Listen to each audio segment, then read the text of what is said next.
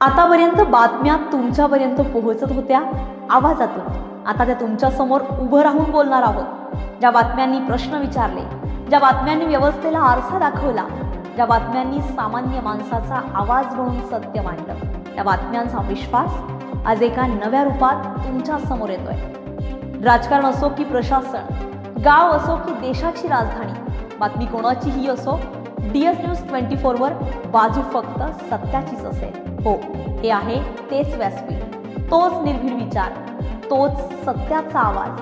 फक्त आता तुमच्याशी थेट संवाद साधण्यासाठी एक नवी उपस्थिती. DS न्यूज 24 आता अधिक थेट, अधिक जबाबदार आणि अधिक स्पष्ट.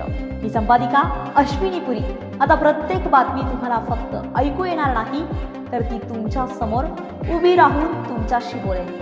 DS न्यूज 24 सत्य थेट समोरासमोर. आता आवाजासोबत चेहराही सत्याचा.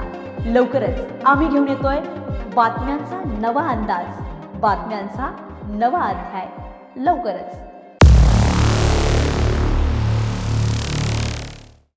महाराष्ट्राचे उपमुख्यमंत्री अजित पवार यांचा विमान अपघातामध्ये मृत्यू झाल्यामुळे संपूर्ण देशाला मोठा धक्का बसलाय. बुधवारी सकाळी बारामतीमध्ये लँडिंग दरम्यान त्यांच्या विमानाचा मोठा अपघात घडलाय.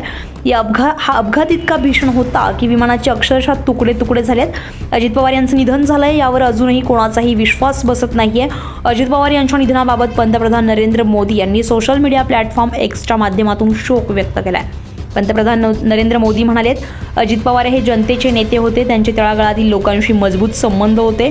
महाराष्ट्राच्या जनतेची सेवा करण्यात ते आघाडीवर असलेले कष्टाळू व्यक्तिमत्व म्हणून त्यांचा सर्वत्र आदर केला जात असे. प्रशासकीय बाबींबद्दलची त्यांची समज आणि गरीब आणि दलितांना सक्षम बनवण्याची त्यांची आवड देखील उल्लेखनीय होती. त्यांचं अकाली निधन खूप धक्कादायक आणि दुःखद आहे. यासोबतच बारामतीतील विमान अपघाताबाबतही पंतप्रधानांनी तीव्र दुःख व्यक्त केलंय. महाराष्ट्रातील बारामती येथे झालेल्या भीषण विमान अपघाताने मन अत्यंत व्यथित झालंय. या दुर्घटनेमध्ये त्यांनी आपल्या प्रियजनांना गमावलंय. त्यांच्या सर्वांच्या मी विचारांत आहे. या कठीण प्रसंगी शोकाकुल कुटुंबियांना धैर्य आणि शक्ती मिळो अशी प्रार्थना करतो, असं मोदी यांनी म्हटलंय. तर अजित पवार यांच्या अचानक निधनानं संपूर्ण महाराष्ट्रात शोककळा पसरली असून राजकीय आणि सामाजिक प्रशासकीय क्षेत्रातून हळहळ व्यक्त केली जाते. एका तळागाळाशी जोडलेला, प्रशासनावर मजबूत पकड असलेला आणि जनतेसाठी झटणारा नेता महाराष्ट्रानं गमावल्याची भावना आता सर्वत्र व्यक्त होते. DS न्यूज 24 साठी अश्विनी पुरी, मुंबई.